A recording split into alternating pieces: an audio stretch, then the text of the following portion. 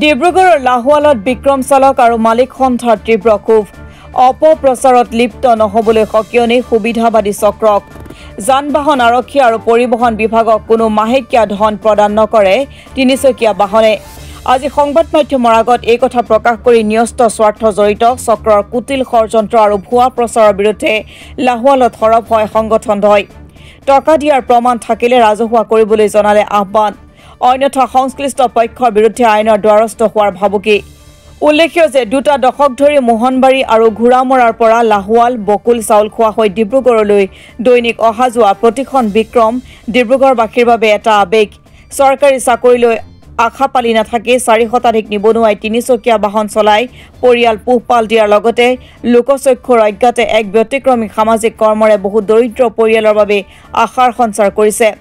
বিগত 20টা বছৰে সন্থাৰ নিয়ম অনুসৰি ছাত্ৰ-ছাত্ৰীসকলৰ বাবে 50% ভাড়া ৰেহাই ব্যৱস্থা কৰি আহিছে প্ৰতিখন বাহনে ইয়াৰ দ্বাৰা 30,000ৰো অধিক ছাত্ৰ-ছাত্ৰী উপকৃত হৈছে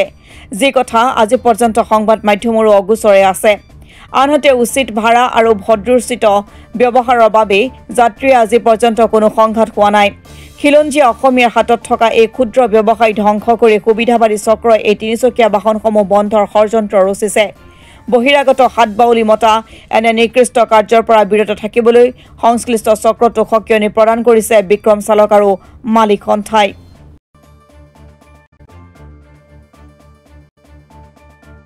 সন্থাৰ এতিয়া এটা দাগ লগাব বিচাৰিছে কিছু দুষ্ট চক্ৰই আপোনালোকে অৱগত কৰিছে কথাটো কি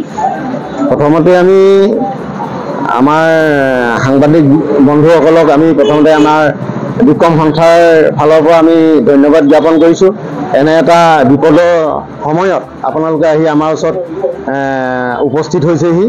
আমি প্ৰথমেই আমি এটা কথা ৰাইজক জনাব বিচাৰিছোঁ বা প্ৰশাসনকো আমি জনাব বিচাৰিছোঁ যে আজি আমি মানে আমাৰ সংবাদ মাধ্যমৰ যোগেদি আমি কিছুমান আমাৰ বিষয়ে কিছুমান অপপ্ৰচাৰ চলাই আছে আৰু সেই প্ৰচাৰবিলাক আপোনালোকৰ আগত আমি দাঙি ধৰিবলৈ বিচাৰিছোঁ বিশেষকৈ আমি লাহোৱাল মোহনবাৰী ঘোৰামৰা চাউলখোৱা আৰু বকুলৰ পৰা যিখিনি আমি বিক্ৰম ডিব্ৰুগড় মাৰপটলৈ চলাচল কৰে আৰু সেই চলাচল কৰাৰ বিনিময়ত আমি যে প্ৰশাসনক বা পৰিবহণ বিভাগক বা ট্ৰেফিক ব্ৰাঞ্চক আমি কিছু মানে মহিলা বান্ধি দিছে বুলি আমাক প্ৰচাৰ যোগেদি আমাক যিটো এটা ভুৱা কথা ওলাইছে সেইটোত আমি আমাৰ বিক্ৰম সন্থা আৰু ড্ৰাইভাৰ সন্থা আমি সকলোৱে বৰ দুখ পাইছোঁ আৰু এনেধৰণৰ যাতে ভৱিষ্যতৰ দিনত এনেকুৱা কথা ক'ব নালাগে কিয়নো আমি বৰ্তমান আমাৰ লাহোৱাল মোহনবাৰী চাবুৱা ঘোৰামৰা চাউলখোৱা আৰু বকুলৰ পৰা যিখিনি স্কুলীয়া ছাত্ৰ ছাত্ৰী বিশেষকৈ আৰু মেডিকেল কলেজলৈ যোৱা যিখিনি বেমাৰী আৰু ইউনিভাৰ্চিটিলৈ যোৱা যিখিনি ছাত্ৰ ছাত্ৰী আৰু ডিব্ৰুগড় বজাৰ সমাৰ কৰিবলৈ যোৱা যিখিনি বয়োজ্যেষ্ঠ মানুহ ইয়াৰ পৰা আমি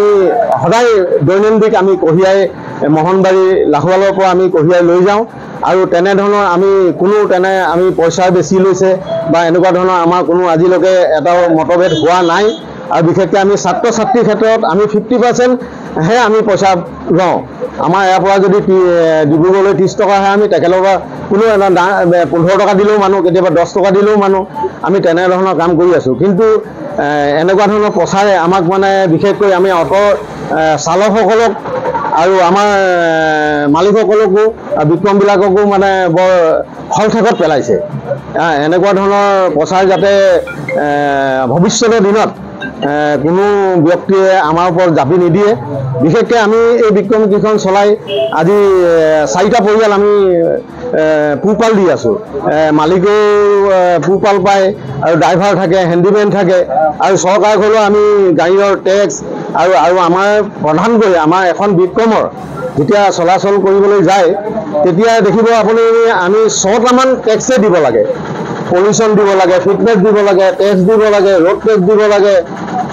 এইখিনি আপোনালোকৰ চৰকাৰী যিবোৰ পঞ্জীয়নভুক্ত বাহন হয় যিহেতু আপোনাৰ অটো চালক হওক যি যেনেকুৱা ধৰণৰ নহওক আপোনালোকে সন্থাৰ ওপৰত যিখিনি পঞ্জীয়ন আছে আজিলৈকে আপোনালোকে ট্ৰেফিক পুলিচ বা এনেকুৱা ধৰণৰ পৰিবহণ বিভাগক আপোনালোকে মাহেকীয়া পইচা দিছে নাই নাই আমাৰ তেনেকৈ ধৰণৰ কোনো এটা অভিযোগ আহিছে কিমান দূৰ সঁচা এইটো একদম একচুৱেলি আমাৰ অসমীয়া ভাষাত ক'বলৈ গ'লে বুকাত মিছা আমি তেনেকৈ ধৰণৰ কোনো আমাৰ ট্ৰেফিক বা পৰিবহণ বিভাগৰ লগত বা এনফৰ্চমেণ্টৰ লগত আমাৰ কোনো তেনেকৈ যোগাযোগ নাই আমি কোনো পইচা পাতিৰ লগত আমি সম্বন্ধই নাই আজি আপোনালোকে চাওক আমি চাগে তেতিয়া একেবাৰে সৰু আজি 20-25 বছৰ হৈ গ'ল এই বিক্ৰমখিনি চলি থকা তেনেধৰণৰ যদি 20-25 বছৰ চলাই আছে তেতিয়ালৈকে আমাৰতো আজি প্ৰশাসনৰ মানুহ এজন আহিছে ইজন আহিছে কিমানক মেনেজ কৰিব কিমানক মেনেজ কৰি চলিব তেনেকৈতো ভাল প্ৰশাসনৰ বিষয়েও আহে তেতিয়া এইটোতো নচলিব আমি সেইটো মানে এইবোৰ মানে একেবাৰে মিছা এইটো সত্য হ'বই নোৱাৰে আমি সেইকাৰণে এটা স্পষ্টীকৰণ দিব বিচাৰিছোঁ যে গোটেই ৰাইজে গম পাওক বা প্ৰশাসনৰ বিষয়েও গম পাওক যে আমি যিটো এটা ভুৱা বাৰ্তা ওলাইছে সেইটো একেবাৰে অসত্য কিয় আপোনালোকৰ বিৰুদ্ধে যিটো চক্ৰই উলিয়াইছে কথাবিলাক কিয় উলিয়াইছে তেওঁলোকৰ ইয়াৰ আঁৰত কি থাকিব পাৰে বিক্ৰমবিলাক বন্ধ কৰা চক্ৰ তেখেতৰ আমিতো সন্দেহ কৰিছোঁ মানে চাওক তেখেতলোকে প্ৰথম আমাৰ চিন্তা কৰিব লাগে যে আমি এইখিনি যিখিনি যুৱকে আমি ইয়াত বৰ্তমান বিক্ৰমখিনি চলাই আছে তেখেতলোকৰ কি আছে আমি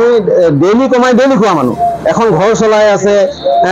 বন্ধন গ্ৰুপৰ লোন লৈছে বেংকৰ পৰা লোন লৈছে সেই গাড়ীখন কিনি লৈ বেংকক পঞ্জীয়ন কৰিছে আৰু গাড়ীখন চলাই মালিককো দিছে 2-1 পইচা তেহঁতেও চলিছে ঘৰখন আৰু যদি আমাক এনেকুৱা সৃষ্টি কৰে মানে আৰু যিখিনি বিক্ৰম চলাই আছে চালকসকল গোটেইবিলাক চব শিক্ষিত ল'ৰা ছোৱালী আৰু আমি নিবনুৱাটো সমাধানে কৰিছোঁ আমি যদি এইটো বন্ধ কৰি দিয়ে কিন্তু আমি এতিয়া 400 ড্ৰাইভাৰ শেষ হ'ব বা 400 হেণ্ডিমেন শেষ হ'ব আৰু 400টা মালিক শেষ হ'ব এইখিনি কৰিব গ'লে আমাৰ পেটত গামোচা বান্ধিব লাগিব আমি তেতিয়া বেয়া কৰ্ম কৰিবলৈ আমি আগবাঢ়ি যাব লাগিব ড্ৰাইভাৰখিনি বেয়া কৰ্ম কৰিবলৈ আগবাঢ়ি যাব সেইকাৰণে চৰকাৰকো আমি এই থৈ দি আমি মুখ্যমন্ত্ৰী ডাঙৰীয়াকো আমি চৰকাৰক আমি কাটৰ অনুৰোধ জনাইছোঁ যাতে আমাৰ এই বিক্ৰমখিনি চলাবলৈ যাওঁতে কোনো অসুবিধা নোহোৱাকৈ আমি এই ল'ৰা ছোৱালীখিনিক বিশেষকৈ চাবুৱাৰ পৰা ৰঞ্জীৱ চুৰি ৰিপৰ্ট অসম টুডে।